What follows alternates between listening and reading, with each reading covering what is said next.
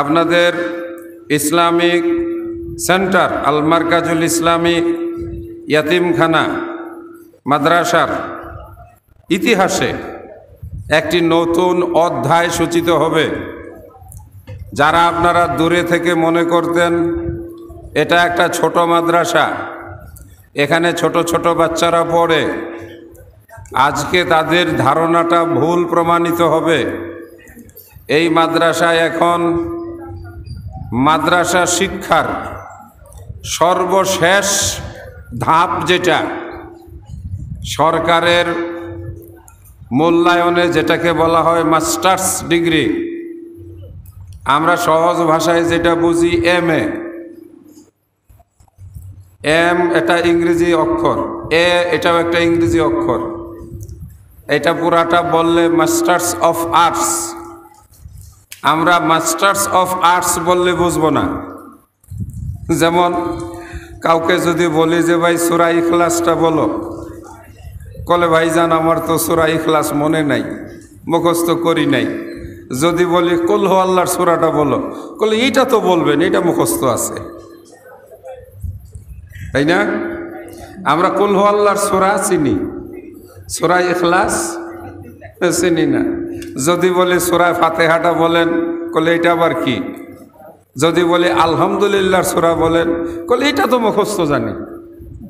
হ্যাঁ, বাংলাদেশ সরকার কওমি মাদ্রাসার সর্বশেষ যে পরীক্ষা এবং সনদ, এইটাকে মাস্টার্স ডিগ্রির সমমান প্রদান করেছে বলে আলহামদুলিল্লাহ। আপনাদের এই নসিপুর মাদ্রাসায় সেই মাস্টার্স ডিগ্রি মানে MA ক্লাস চালু আছে, এবং সেই ক্লাসে মেয়েরাও উঠে গেছে। আমাদের মেয়েরা, আমাদের কন্যা শিশুরা, আমাদের বাচ্চারা যারা আজকে বুখারী শরীফের দার্স নিবে, তাদেরকে আজকে প্রথম বুখারী শরীফের পাঠ দেওয়া হবে। তারা ওই বিশাল বড় কিতাবখানা আজ থেকে নিয়মিতভাবে মাদ্রাসায় পড়া শুরু করবেন। দার্স দিবেন আমাদের শেখ আব্দুল ওয়াহাব মাদানী হাফিজাহুল্লাহ। দীর্ঘদিন বাংলাদেশে এসে ঐতিহ্যবাহী শতবর্ষীয় যে মাদ্রাসার বয়স 100 বছরেরও অধিক, 130 বছর। আমি ওনার চাইতে 30 বছর ছোট, না 31 বছর। কারণ আমি বর্তমানে যে মাদ্রাসার প্রিন্সিপাল, কেউ বলতে পারবেন? আপনাদের বগুড়া শহরে 1925 সালে প্রতিষ্ঠিত, যেটি সরকারিকরণ করা হয় 1986 সালে। ঐতিহ্যবাহী উত্তরবঙ্গের একমাত্র সরকারি আলিয়া মাদ্রাসা। বাংলাদেশে 3টা আলিয়া মাদ্রাসা সরকারি, তার মধ্যে একটা হলো আপনাদের এই বগুড়ায়। আমি সেই মাদ্রাসায় বিগত 2 মাস আগে প্রিন্সিপাল হিসাবে সরকার থেকে, মন্ত্রণালয় থেকে আমাকে এখানে পোস্টিং দেওয়া হয়েছে। আর আমার পাশে যিনি বসা, উনি ময়মনসিংহের ঐতিহ্যবাহী কাতলা সেন কাদেরিয়া কামিল মাদ্রাসা, যার বয়স 130 বছর। মোস্তাফাবি আলিয়া মাদ্রাসার বয়স হলো 99 বছর। আগামী বছর 100 বছর পূরণ হবে। সেই মাদ্রাসার প্রিন্সিপাল এবং বহু মাদ্রাসায় বুখারীর দার্স প্রদানকারী, বাংলাদেশের অন্যতম সেরা মুহাদ্দিস ফকিহ শায়েখ এখানে নিয়মিতভাবে বুখারী দার্স দিবেন বলে আলহামদুলিল্লাহ। আপনারা আজকে শুধুমাত্র একটি ওয়াজ মাহফিলে এসে বসেন নাই। একটু বুঝায় বলি, আমাদের বাংলাদেশ জমিয়তে আহলে হাদিসের মোহতারাম মাননীয় সভাপতি অধ্যাপক ডক্টর আব্দুল্লাহ ফারুক হাফিজাহুল্লাহ আজকে তাশরিফ এনেছেন। ওনার মাধ্যমে এই মঞ্চে বসে গত বৎসর আমিও উপস্থিত ছিলাম। তিনি প্রথম বুখারীর দার্স মানে পড়া পাঠ উদ্বোধন করে গিয়েছিলেন, মানে শুরু করে দিয়ে গিয়েছিলেন। এলাকাবাসীর এবং উপস্থিত আপনাদের জ্ঞাতার্থে আমি জানাচ্ছি, এই মাদ্রাসায় যারা দাওরায়ে হাদিস, যেটাকে কুল্লিয়া বলা হয়, যেটাকে মাস্টার্স ডিগ্রির পর্যায়ে বলা হয়, তারা আস্তে আস্তে ধীরে ধীরে দিনে দিনে মাসে মাসে আজকে সেই বুখারী শরীফের সহিহ বুখারী আসমানের নিচে জমিনের উপরে এর চাইতে বিশুদ্ধ আর কোনো কিতাব নেই। এটার উপরেই সারা পৃথিবীর উলামা মাশায়েখ, সকল জ্ঞানী গুণী গবেষক চিন্তাবিদগণ একমত হয়েছেন। হানাফি, শাফি, মালিকি, হাম্বলি অথবা অন্য মাযহাবের সকল উলামায়ে কেরাম এক বাক্যে মেনে নিয়েছেন আসমানের নিচে জমিনের উপরে সহিহ বুখারীর চাইতে বিশুদ্ধ হাদিসের কিতাব অর্থাৎ নির্ভুল আর দ্বিতীয় কোনো হাদিসের কিতাব নেই। এমন একটি হাদিসের কিতাবের দার্স এই মঞ্চে শুরু করে গিয়েছিলেন অধ্যাপক ডক্টর আব্দুল্লাহ ফারুক, যিনি বর্তমান বাংলাদেশ জমিয়তে আহলে হাদিসের মোহতারাম সভাপতি। আজকে আবার তার হাতেই ওই বুখারী শরীফের শেষ হাদিস, সর্বশেষ হাদিসটির পাঠ দিয়ে বুখারী শরীফকে ফার্স্ট টু লাস্ট, প্রথম থেকে শেষ পর্যন্ত পরিপূর্ণতা পূর্ণাঙ্গ পাঠদান কমপ্লিট করা হবে। এটা কি এলাকাবাসীর জন্য খুশির খবর নয়? তাহলে খুশি হইলে মানুষ কি বেজার হইয়া বসে থাকে না কিছু বলে? এই যে আমার সামনে এক মুরব্বী, লাল দাড়িওয়ালা, মনে হয় বাড়ির থেকে বউয়ের সাথে ওয়াদা করে আসছে, যেভাবেই বোঝাক মুখ খুলবো না, আলহামদুলিল্লাহ বলবো না, ঠোঁটও নাড়বো না। একটু বলেন না রে ভাই জোরে করে আলহামদুলিল্লাহ। আলহামদুলিল্লাহ বললে মানুষ ধনী হয়, আলহামদুলিল্লাহ মানুষ বললে সংসারে শান্তি হয়, আলহামদুলিল্লাহ বললে তার নেকির পাল্লা ভারী হয়, আলহামদুলিল্লাহ বললে অভাব অনটন দূর হয়ে যায়, আলহামদুলিল্লাহ বলে জীবিকায় বরকত হয়, আলহামদুলিল্লাহ বলে শুকরিয়া আদায় করলে আল্লাহ খুশি হয়, আলহামদুলিল্লাহ বলে আল্লাহর সামনে যখন বান্দা উচ্চারণ করে সামান্য খাবার খেয়ে আর যখন বলে আলহামদুলিল্লাহ, আল্লাহ ফেরেশতাদের ডাক দিয়া জিজ্ঞেস করে বান্দা আমার কি খেয়ে আলহামদুলিল্লাহ বলল? ফেরেশতারা বলে আল্লাহ গরমের কারণে পেঁয়াজ আর কাঁচামরিচ দিয়ে পান্তা ভাত খাইলো, আল্লাহ বলেন যে আমি ওর পোলাওয়ের ব্যবস্থা করে দিলাম। এখনো আলহামদুলিল্লাহ বলবেন না? হ্যাঁ, আল্লাহ তো নিজে বলেছেন যত বেশি আমার শুকরিয়া আদায় করবে আমি আল্লাহ তত তোমাকে বাড়িয়ে দিব। চিৎকার করে বলেন না সুবহানাল্লাহ। নবীজি 4 বাক্য শিখিয়ে গেছেন, এ আল্লাহর বান্দা, যদি তোমার জিহ্বাটাকে ভিজা রাখতে পারো, যদি তোমার এই জবানটাকে ভিজা রাখতে পারো এই 4 শব্দের উচ্চারণের মাধ্যমে সুবহানাল্লাহ, আলহামদুলিল্লাহ, আল্লাহু আকবার, লা ইলাহা ইল্লাল্লাহ, তাহলে তুমি নিশ্চিত থাকো আল্লাহ রাব্বুল আলামিন তোমাকে ওই ভয়ঙ্কর জাহান্নামের আগুনে জ্বালাবে না। আল্লাহ তোমাকে অভাব অনটনে ফেলে রাখবে না। আল্লাহ তোমাকে দুনিয়ার জীবনে বিপদগ্রস্ত অবস্থায় রাখবে না। প্রতিটা বাক্যের এক একটার ওজন হলো এক একটা মহা বিশাল বড় বড় উহুদ পাহাড় অথবা আমাদের হিমালয়ের পাদদেশে অবস্থিত ওই বিশাল পাহাড়ের চাইতেও যার নেকির পরিমাণ বেশি। নবী সাল্লাল্লাহু আলাইহি ওয়াসাল্লাম বলেন আলহামদুলিল্লাহ তামলাউল মিজান। এ আল্লাহর বান্দারা, তোমার মিজানের পাল্লা যদি পূর্ণ করে নিতে চাও তাহলে শুধু আল্লাহর শুকরিয়া আদায় করে যাও, আলহামদুলিল্লাহ, আলহামদুলিল্লাহ, আলহামদুলিল্লাহ। আল্লাহ বলবেন বান্দা যখন আমার প্রেমে পাগল, আমার প্রশংসায় বেকুল, আমি আল্লাহ তার অভাব অনটন দূর করে দায়িত্ব আমি আল্লাহ গ্রহণ করলাম। বলি না সুবহানাল্লাহ। সম্মানিত ভাইয়ের আমার, ওই যে ওখানে পাঠ দেওয়ার জন্য বিশাল বড় একখানা কিতাব, একটু আমার কাছে ছাত্র টাত্র নাই? বড়টা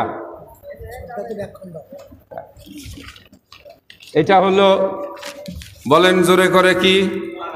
আল্লাহর কোরআন। ভিতরে আছে কি 114টি সূরা, 114টি, 6000 কয়শো? হ্যাঁ 600 না তো, আপনাদের কাছ থেকে জবাব আসুক। 6236টি, মাশাআল্লাহ।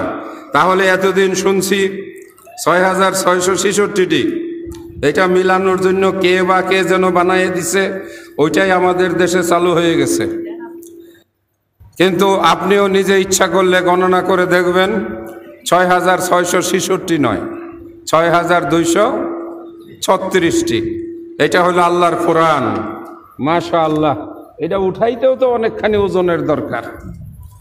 যুবকেরা, যারা মাদ্রাসায় বড় নাই, যারা এই নসিবুর মাদ্রাসায় ভর্তি হয়ে পালায়ে গেছো, অথবা যারা কোনো দাখিল মাদ্রাসায়, আলিম মাদ্রাসায় দাখিল আলিম পর্যন্ত পড়াশোনা করে, অথবা দাখিল পাস করে কলেজে চলে গেছো, অথবা যারা শয়তানের ধোকায় পড়ে একটু প্যান্ট শার্ট পরবা, একটু ওই যে আধুনিক যুগের ছেলে হয়ে আর কি ঘুরবা, মাথায় একটু বড় চুল রাখবা, একটু দেখতে মনে হবে বান্দরের মতো, এই চিন্তা ভাবনায় যারা মাদ্রাসা থেকে বের হয়ে গেছো, তারা ভালো করে দেখো এবং আফসোস করো। এই কিতাবটা আজকে মেয়েরা শুরু করবে। এই কিতাবটারই নাম হচ্ছে বুখারী শরীফ। এই কিতাবটার একটা বড় নাম আছে আল জামিউল সাহিহুল মুসনাদ, তাই না? এইভাবে, হ্যাঁ, সহিহুল বুখারী। এই সেই বুখারী শরীফ, আরো শেষে 4-5টা শব্দ আছে। এটা বুখারী শরীফ, এটা 2 খণ্ডের 1 খণ্ড। যদি আমার হাতে আরেকটা খণ্ড দিত তাহলে এটা আমার ধরে রাখা 10 কেজি হতো। কি বলেন, কঠিন হইতো না? এই যে মাশাআল্লাহ, আপনাদের এই নসিবুর মাদ্রাসায় এইবার আরো চিৎকার করে জোরে করে শুকরিয়া আদায় করে বলবেন, এই বুখারী শরীফ আজকে খতম হবে। সেই খতমে বুখারীর অনুষ্ঠানে আপনারা মেহমান হয়ে, শ্রোতা হয়ে যোগদান করতে পেরেছেন, এটা বড় সৌভাগ্যের বিষয়। এটা আল্লাহ সুবহানাহু ওয়া তাআলার কাছ, রহমত। আপনি হয়তো সরাসরিভাবে বুখারী শরীফ পড়তে পারেন নাই।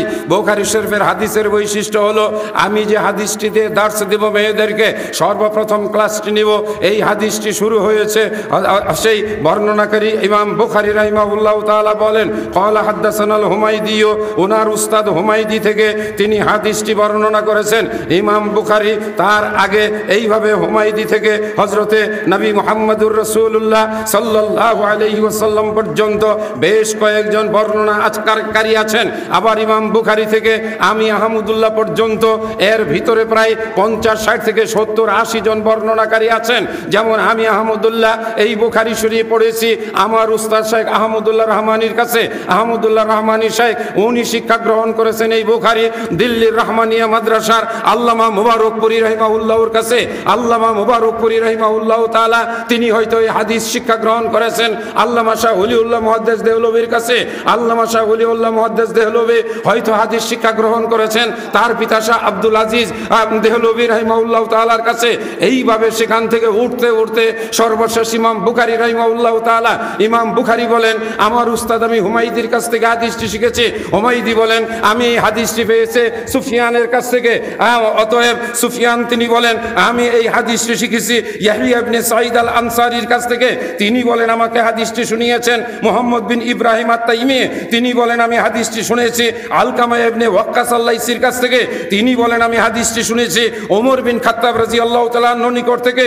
ওমর বিন খাত্তাব রাদিয়াল্লাহু তাআলা আনহু বলেন, আমি শুনেছি এই হাদিসটি মেম্বারের উপর দাঁড়িয়ে নবী মুহাম্মদুর রাসূলুল্লাহ সাল্লাল্লাহু আলাইহি ওয়াসাল্লাম এই হাদিসটি শুনিয়েছেন। এবার আপনিও বলতে পারেন, আমি নসিবুর মাদ্রাসার মাঠে বসে এই হাদিসটি শুনেছি ডক্টর আহমদুল্লাহ ত্রিশালীর কাছে। ডক্টর আহমদুল্লাহ ত্রিশালী হাদিসটি শিখেছেন তার উস্তাদ আহমদুল্লাহ রহমানীর কাছে। আহমদুল্লাহ রহমানী হাদিসটি শিখেছেন দিল্লির রহমানী মাদ্রাসার উস্তাদ আল্লামা মুবারকপুরীর নিকট থেকে। আল্লামা মুবারকপুরী হাদিসটি শিখেছেন মাওলা আশাই আল্লামা শাইখ, ওই যে সেই আব্দুল আজিজ রাহিমাহুল্লাহ তাআলার কাছ থেকে। এইভাবে হাদিসটি আপনি নবী মুহাম্মদুর রাসূলুল্লাহ সাল্লাল্লাহু আলাইহি ওয়াসাল্লামের কাছ থেকে আজকে সরাসরি শোনার একটা সুযোগ পেয়েছেন। কিছু বলবেন না? আর বলবো না আমি বলার জন্য কিছু। আজকে আপনি কার সামনে কার দার্স নেওয়ার জন্য একেবারে একটা ধারাবাহিক সিরিয়ালে নবী মুহাম্মদুর রাসূলুল্লাহ সাল্লাল্লাহু আলাইহি ওয়াসাল্লামের কাছ থেকে ধারাবাহিকভাবে একজন থেকে আরেকজন থেকে একেবারে চেইনের মাধ্যমে আপনি সরাসরি হাদিসটি শুনলেন, শিখলেন। কার কাছ থেকে? যেন নবী মুহাম্মদুর রাসূলুল্লাহ সাল্লাল্লাহু আলাইহি ওয়াসাল্লামের কাছ থেকে। সম্মানিত দিনী ভাইয়েরা, যে হাদিস শিখে যে হাদিস পড়ায় তার মর্যাদা সম্মান আল্লাহর নবী আসমানের নিচে জমিনের উপরে এতটাই বর্ণনা করে গিয়েছেন। একটি হাদিস আমার আগে একজন শাইখ বলে গেছে, মান সালাকা তারিকান ইয়ালতামিসু ইলমান, যেই ব্যক্তি রাস্তা বাড়ি থেকে বের হয়ে আসে, যেই ব্যক্তি বাড়ি থেকে বের হয়ে আসে, রাস্তায় যখন বেরোয় তার ভিতরে এই নিয়ত থাকে, আমি আল্লাহর নবীর একটি হাদিস শিখব, আমি রাসূলের হাদিস থেকে আমি ইলম শিক্ষা গ্রহণ করব, আমি নিজে জেনে বুঝে আমল করব, এই উদ্দেশ্যে যেই ব্যক্তি ঘর থেকে বের হয় ইলম অর্জন করার জন্য। আজকে যারা বাড়ি থেকে এই নিয়ত করে বেরিয়েছেন, রমাজান গেল, ঈদ গেল, আমরা রমাজান মাসে কত ইবাদত করলাম, কত বন্দিগি করলাম, এখন আবার ওয়াজ কেন না, কোনো বিরক্তি নয়, এটি আমাদের জন্য একটি সৌভাগ্য, একটি সুযোগ। আজকে আমাদের এলাকায় বড় বড় শাইখগণ আসবেন, বাংলাদেশ জমিয়তে আহলে হাদিসের মুহতারাম সভাপতি আসবেন। আজকে এখানে ওই যে সেই ঢাকা থেকে আপনাদের এলাকার কৃতি সন্তান ডক্টর জাকারিয়া আসবে, তার কাছ থেকে আমরা কথা শুনবো। আজকে এখানে হামুদুল্লাহ ত্রিশালী আসবে, আজকে আমাদের এই মাহফিলে ডক্টর মুজাফফর বিন মহসিন আসবে, আজকে আমাদের এই মাহফিলে আরো উলামায়ে কেরাম আসবে। আমরা তাদের কাছে গিয়ে বসবো, তাদের কাছ থেকে দুই একটি কথা শুনবো, আমরা ইলম অর্জন করব, আমাদের ভুল ত্রুটিগুলো আমরা সংশোধন করে নেব। আল্লাহর নবী বলেন, আপনি জান্নাতের রাস্তায় জান্নাতের কাছে নিকটবর্তী হয়ে গেলেন, আল্লাহ আপনার জন্য জান্নাতে যাওয়ার পথকে সহজ করে দিলেন। সাহালাল্লাহু লাহু তারিকাল জান্নাহ, আপনার জান্নাতে পৌঁছার রাস্তা আল্লাহ পাক সহজ করে দিলেন। আল্লাহ পাক আপনাকে কোরআন হাদিসের ইলম অর্জনকারী হিসাবে, তালিবুল ইলম হিসাবে আপনার জন্য গাছের ডালায় পাখি বসা, মাটিতে পিপিলিকা চলে, অথবা খালে বিলে মাছ সাঁতার কাটে, এরাও আপনার জন্য দোয়া করতে শুরু করেছে, আল্লাহ তুমি তাকে মাফ করে দাও, আল্লাহ তুমি তার ইলমে বরকত দাও, আমলে বরকত দাও। আপনাদের সামনে কিছু কথা বলবো, এই নিয়ত করে আমি সূরা কাহাফ থেকে কয়েকটি আয়াত পড়েছি, বড় কঠিন কঠিন আয়াত। এই আয়াতগুলোর অর্থ যখন একটু চিন্তা ভাবনা করি, তখন মাঝে মাঝে নিজেই যেন কেমন হয়ে যাই। সম্মানিত দিনী ভাইয়েরা, এত আমল করলাম, নামাজ পড়লাম, রোজা রাখলাম, তারাবি পড়লাম, মাঝে মাঝে আরও বেশ কিছু ইবাদত করলাম, কিন্তু যখন দেখি ইবাদতগুলো যদি নবীর তরিকা অনুযায়ী না হয়, রাসূলের শিক্ষা মোতাবেক না হয়, সহিভাবে না হয়, বিশুদ্ধভাবে না হয়, তাহলে সেই আমলগুলো আল্লাহ পাক কিয়ামতের দিন মিজানের পাল্লায় ওজন করার জন্য উঠাবে না। কেমন হইল একটু ভাবুন তো। আপনি রোজা রেখেছেন, আপনি তারাবির নামাজ পড়েছেন, কথা বলুন ঠিক না বেঠিক? হ্যাঁ, আপনি লাইলাতুল কদর রাতেও জেগেছেন, আপনি ফিতরা দিয়েছেন, দিয়েছেন না দেন নাই? আমরা বিভিন্ন ইবাদত বন্দিগি করি। যদি এই খবর আপনাকে জানানো হয়, শুনুন, আপনার এই ইবাদত বন্দিগিগুলো আল্লাহ পাক কিয়ামতের দিন মিজানের পাল্লায় ওজন করার জন্য উঠাবে না। কেমন হবে? হ্যাঁ, মন খারাপ হবে না? হবে না? আপনার মনে কি এই প্রশ্ন আসবে না, তাহলে কেন উঠাবে না? মিজানের পাল্লায় আল্লাহ পাক ওজন করার জন্য এই আমলগুলোকে কেন উঠাবে না? এটা স্পষ্ট, যে আমল নবীর তরিকা মোতাবেক হবে না। কথা বুঝতে পারতেছেন? আমাদের অনেক ভাইয়েরা আছেন, জেদ খাটায়, জোর খাটায়, বাহাদুরি দেখায়, বলে আমাদের মৌলবীরা বোঝে না, ওরাই সবচেয়ে বেশি বোঝে। আপনি রমজান মাসে ফরজ নামাজের পরে দল বান্ধা হাত তুলে মোনাজাত করেছেন, এই মোনাজাত আল্লাহ পাক মিজানের পাল্লায় উঠাবে না। কেন জানেন? এই মোনাজাত নবীর তরিকা মোতাবেক হয় নাই। আপনি খামাখা ঘাড়তেরামি করেন কেন? আপনি রমজান মাসের শেষে ফেতরা দিয়েছেন, নবীজি বলেছেন 1 সা পরিমাণ ফেতরা দিতে হবে। আপনি আপনার আলেমদের কথায় ফেতরা দিয়েছেন আধা সা। কথা বলেন ঠিক না বেঠিক? নবী বলছেন 1 সা দেওয়ার জন্য, আপনি আপনার আলেমদের কথায় দিয়েছেন আধা সা। আপনার ফেতরা তো আল্লাহ পাক কিয়ামতের দিন মিজানের পাল্লায় ওজন করবে না। কেমন হইল? এটা আমার মুখের কথা, আমি আপনাদেরকে একটু পড়ে শোনাই। আল্লাহ বলেন এই যে, উলাইকাল্লাযীনা কাফারু বিআয়াতি রাব্বিহিম ওয়া লিকাইহি ফাহাবিতাত আমালুহুম, তাদের আমলগুলো বরবাদ হয়ে যাবে। ফালা নুকিমু লাহুম ইয়াউমাল কিয়ামাতি ওয়াজনা, আমি তাদের আমলগুলোকে কিয়ামতের দিন মিজানের পাল্লায় উঠাবো না। নবীজি পড়েছেন 11 রাকাত বেতের সহ তারাবি, আপনি নিজের মন মতো পড়ছেন 40 রাকাত 20 রাকাত, আপনি 20 রাকাতকে প্রতিষ্ঠিত করার জন্য বাহাস মুবাহাসা করেছেন। এ আলেম ওলামারা সতর্ক হও, সাবধান হও। যে আমলে নবীর স্বীকৃতি নাই, যে আমলের মধ্যে নবীর দেওয়া ফর্মুলা নাই, সেই আমল কিয়ামতের দিন আল্লাহর কাছে মূল্যহীন হবে। কত ভয়ানক এবং কত কঠিন কথা। তার আগে একটু শুনুন, আল্লাহ পাক আরো বলেন, কুল, হে নবী আপনি বলুন, আপনার উম্মতকে সতর্ক করে দেন, আপনার উম্মতকে জানিয়ে দেন, আমি কি তোমাদেরকে হাল নুনাব্বিউকুম বিল আখসারিনা আমালা, আল্লাহ নিজে বলেন, আমি আল্লাহ কি তোমাদেরকে জানিয়ে দেব না? আমি আল্লাহ তোমাদেরকে তাদের খবর জানাতে চাই, তাদের অবস্থা জানাতে চাই।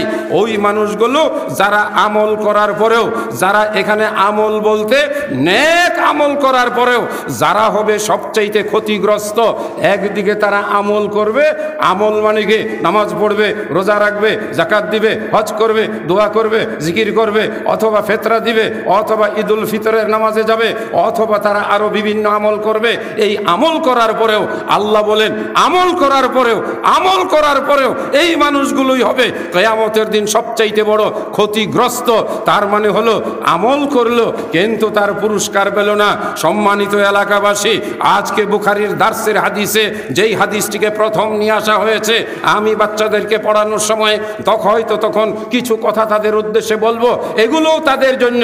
ওই হাদিসটির ভিতরে নিয়তের কথা আছে, ইন্নামাল আমালু বিন্নিয়াত। মনে রেখো হে আমার উম্মতেরা, তুমি যে আমলগুলো করো না কেন, তোমার নিয়ত যদি বিশুদ্ধ না হয়, তোমার ভিতরে যদি ইখলাস না থাকে, তোমার ভিতরে যদি তাকওয়া না থাকে, তোমার ভিতরে যদি রাসূলের প্রতি ইতাআত না থাকে, তুমি যদি আল্লাহর রাসূলের নিয়ম এবং বিধানকে মান্য করার মতো মানসিকতা না থাকে, তাহলে তোমার আমলের কোনো মূল্য হবে না।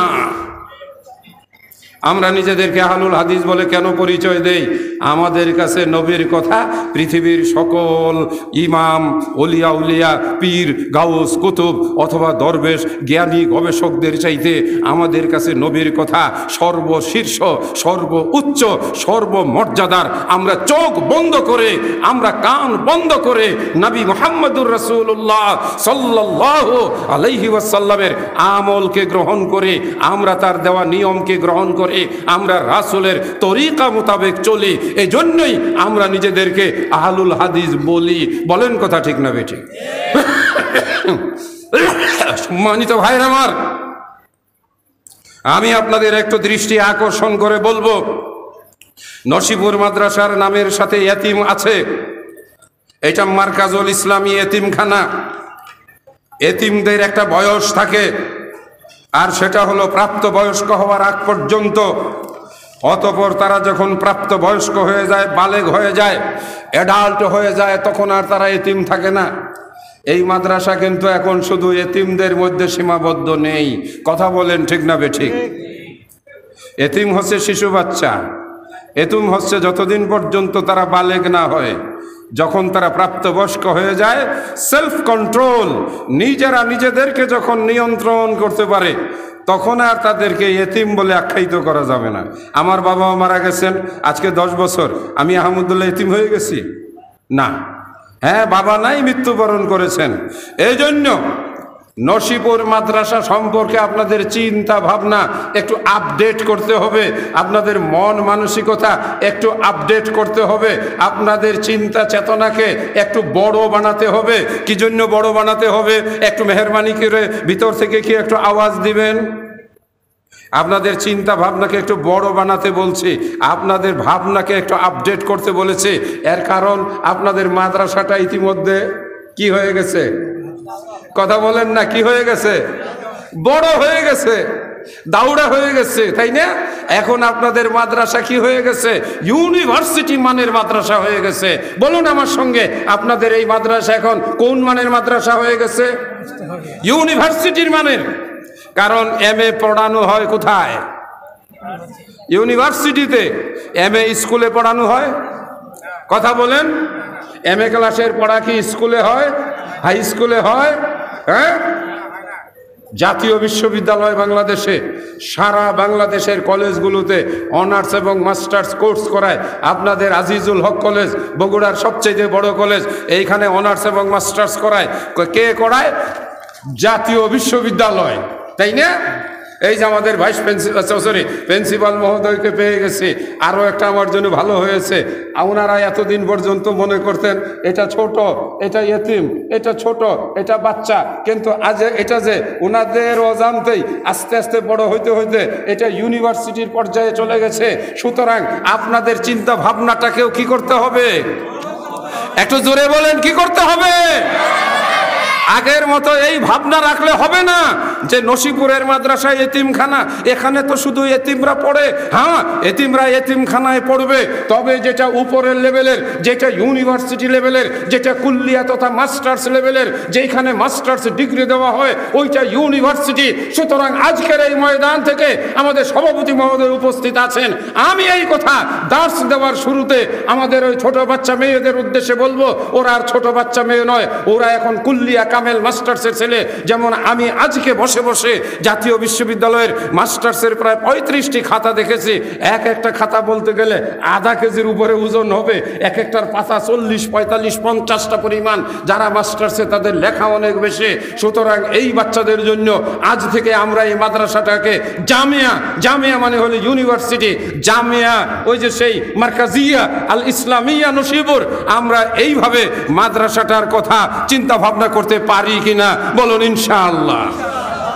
আর আমি সাধারণ অভিভাবকদের আমি অনুরোধ করব, আপনারা এটাকে এতিমখানা মনে করে আপনাদের বাচ্চাদেরকে দূরে নিয়ে যাওয়ার আর চিন্তা ভাবনা করবেন না। এখান থেকেই ইনশাআল্লাহ আপনাদের ছেলে মেয়েরা, আপনাদের বাচ্চারা দাওরাই হাদিস পাশ করবে। এটা আমাদের তালিমি বোর্ডের সঙ্গে যুক্ত আছে। আমরা বাংলাদেশ আহলে হাদিস তালিমি বোর্ডের এখানে আমরা কেন্দ্র দিয়েছি, এখানে আমরা সেন্টার দিয়েছি। আপনাদের বাচ্চারা এখানেই তারা মুতাওয়াসসিতা, এখানেই সানভিয়া এবং এখানে কুল্লিয়া পরীক্ষা দিতে পারবে। এখান থেকে যখন কুল্লিয়া পাশ করবে, আমি আপনাদেরকে দৃঢ়তার সঙ্গে, আস্থার সঙ্গে আমি আপনাদেরকে বলে যেতে পারি, যে ছেলেরা ভালো রেজাল্ট করবে, যেটাকে আমাদের আরবিতে বলা হয় মুমতাজ, যেটাকে ইংরেজিতে GPA 5 বলা হয়, যারা মুমতাজ হবে তাদেরকে আমরা ইনশাআল্লাহ বাংলাদেশ জমিয়তে আহলে হাদিসের তত্ত্বাবধানে, বাংলাদেশ আহলে হাদিস তালিমি বোর্ডের তত্ত্বাবধানে ইনশাআল্লাহ আমরা ওই সব ছাত্রদেরকে মদিনা মুনাওয়ারা সহ সৌদি আরবের বিভিন্ন বিশ্ববিদ্যালয়ে পাঠানোর জন্য আমরা ব্যবস্থা করে দেব ইনশাআল্লাহ। আলহামদুলিল্লাহ। তো বোঝা যায় আপনারা খুশি হন নাই? হ্যাঁ, তাহলে একটু জোরে সোরে হাসি দিয়া বলেন আলহামদুলিল্লাহ। সম্মানিত ভাইয়ের আমার, সময় আজকে সকলের জন্য একটু একেবারে ঘড়ি বাঁধা। ইতিমধ্যেই আমাকে ইশারা দেওয়া হয়েছে পাঠ দেওয়ার জন্য। হ্যাঁ, দেখতে দেখতে 10টা পার হয়ে গেছে।